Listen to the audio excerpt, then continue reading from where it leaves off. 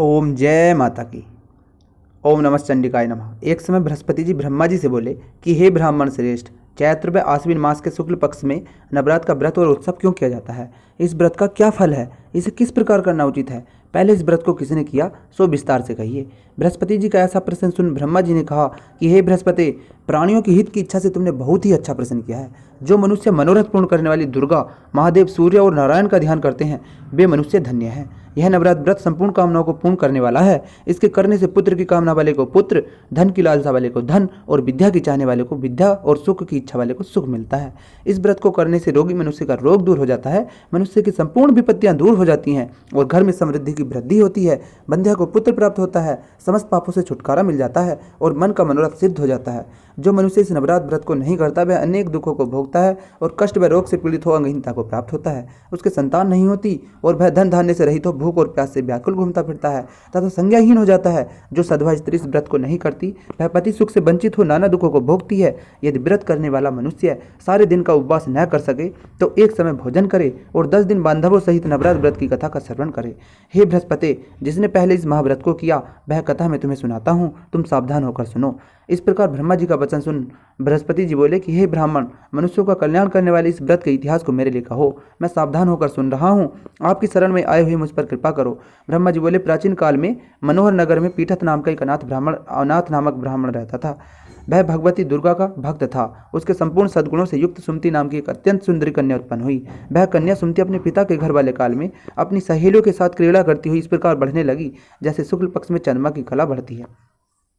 उसका पिता प्रतिदिन जब दुर्गा की पूजा करके होम किया करता वह उस समय नियम से वहां उपस्थित रहती। एक दिन सुमति अपनी सखियों के साथ खेल में लग गई और भगवती के पूजन में उपस्थित नहीं हुई। उसके पिता को पुत्री की ऐसी असावधानी देखकर क्रोध आया और वह पुत्री से कहने लगा कि हे दुष्ट पुत्री, आज तूने भगवती का पूजन नहीं किया, इस कारण मैं किसी कुष्ठ रोगी या दरिद्र मनुष्य के साथ तेरा विवाह कर दूंगा।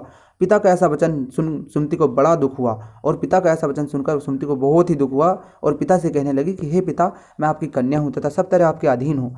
जैसी आपकी इच्छा हो वैसा ही करो, चाहे राजा से, कुष्ठी से, दरिद्र से अथवा जिसके साथ चाहो मेरा विवाह कर दो, पर होगा वही जो मेरे भाग्य में लिखा है। मेरा तो अटल विश्वास है जो जैसा कर्म करता है उसको कर्मों के अनुसार वैसा ही फल प्राप्त होता है, क्योंकि कर्म करना मनुष्य के अधीन है पर फल देना ईश्वर के अधीन है। जैसे अग्नि में पड़ने से तृणादि उसको अधिक प्रदीप्त कर देते हैं, इस प्रकार कन्या की निर्भरता से कहे हुए वचन सुन ब्राह्मण ने क्रोधित हो अपनी कन्या का विवाह एक कुष्ठी के साथ कर दिया और अत्यंत क्रोधित हो पुत्री से कहने लगा कि हे पुत्री, अपने कर्म का फल भोगो, देखे भाग्य के भरोसे रहकर क्या करती हो। पिता के ऐसे कटु वचनों को सुन सुमति मन में विचार करने लगी, अहो मेरा बड़ा दुर्भाग्य है जिससे मुझे ऐसा पति मिला। इस तरह अपने दुख का विचार करते हुए वह कन्या अपने पति के साथ वन में चली गई और डरावने को संयुक्त उस निर्जन वन में उन्होंने वह रात बड़ी कष्ट व्यतीत की। उस गरीब बालिका की ऐसी दशा देख देवी भगवती ने पूर्व पुण्य के प्रभाव से प्रकट हो सुमति से कहा कि हे दीन ब्राह्मणी, मैं तुझसे प्रसन्न हूँ, तुम जो चाहो सो वरदान मांग सकती हो। भगवती दुर्गा का यह वचन सुन ब्रह्माणी ने कहा, आप कौन है वह सब मुझसे कहो। ब्रह्माणी का ऐसा वचन सुनकर देवी ने कहा कि मैं आदिशक्ति भगवती हूँ और मैं ही ब्रह्म विद्या व सरस्वती हूँ। प्रसन्न होने पर मैं प्राणों का दुख दूर कर उनको सुख प्रदान करती हूँ। हे ब्रह्माणी, मैं तुझ पर तेरे पूर्व जन्म के पुण्य के प्रभाव से प्रसन्न हूँ। तुम्हारे पूर्व जन्म का वृत्तांत सुनाती हूँ, सुनो। तो पूर्व जन्म में निषाद भील की स्त्री थी और अति पतिव्रता थी। एक दिन तेरे पति निषाद ने चोरी की। चोरी करने के कारण तुम दोनों को सिपाहियों ने पकड़ लिया और ले जाकर जेल खाने में कैद कर दिया। उन लोगों ने तुझको और तेरे पति को भोजन भी नहीं दिया। इस प्रकार नवरात्र के दिनों में न तो तुमने कुछ खाया और न ही जल पिया। इस प्रकार 9 दिन तक नवरात्र का व्रत हो गया। हे ब्रह्माणी, उन दिनों में जो व्रत हुआ, इस व्रत के प्रभाव से प्रसन्न होकर मैं तुझे मनवांछित वर देती हूँ, तुम्हारी जो इच्छा हो सो मांगो। इस प्रकार दुर्गा के वचन सुन वह ब्रह्माणी बोली, अगर आप मुझ पर प्रसन्न है तो हे दुर्गे, मैं आपको प्रणाम करती हूँ, कृपा करके मेरे पति का कोढ़ दूर करो।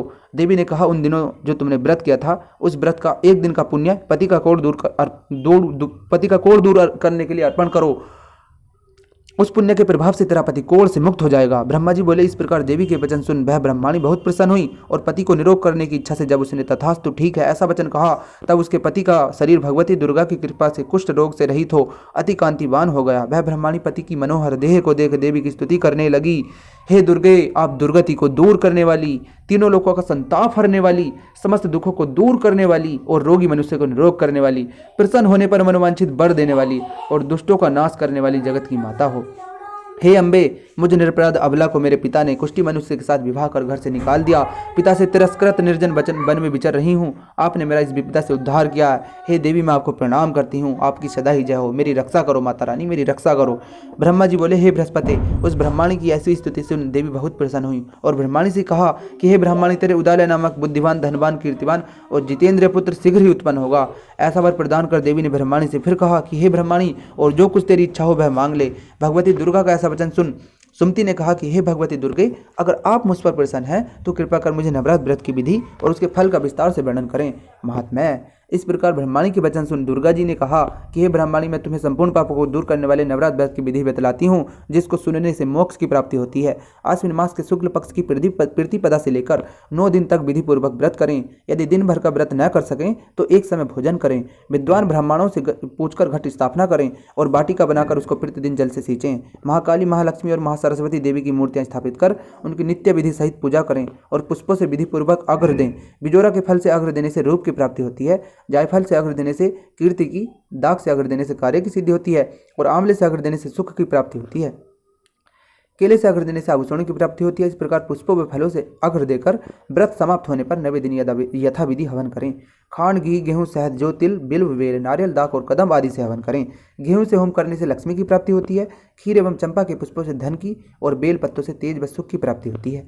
आंवले से कीर्ति की और केले से पुत्र की, कमल से राज सम्मान की और दाखों से संपदा की प्राप्ति होती है। खांड, घी, नारियल, शहद, जौ और तिल तथा फलों से होम करने से मनोवांछित वस्तु की प्राप्ति होती है।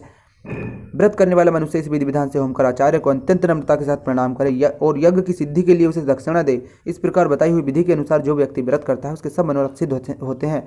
इसमें तनिक भी संदेह नहीं है। इन 9 दिनों में जो कुछ दान आदि दिया जाता है उसका करोड़ों गुना फल मिलता है। इस नवरात्र व्रत करने से अश्वमेध यज्ञ का फल मिलता है। हे ब्रह्माणी, इस संपूर्ण कामनाओं को पूर्ण करने वाले उत्तम व्रत को तीर्थ, मंदिर अथवा घर में विधि के अनुसार करें।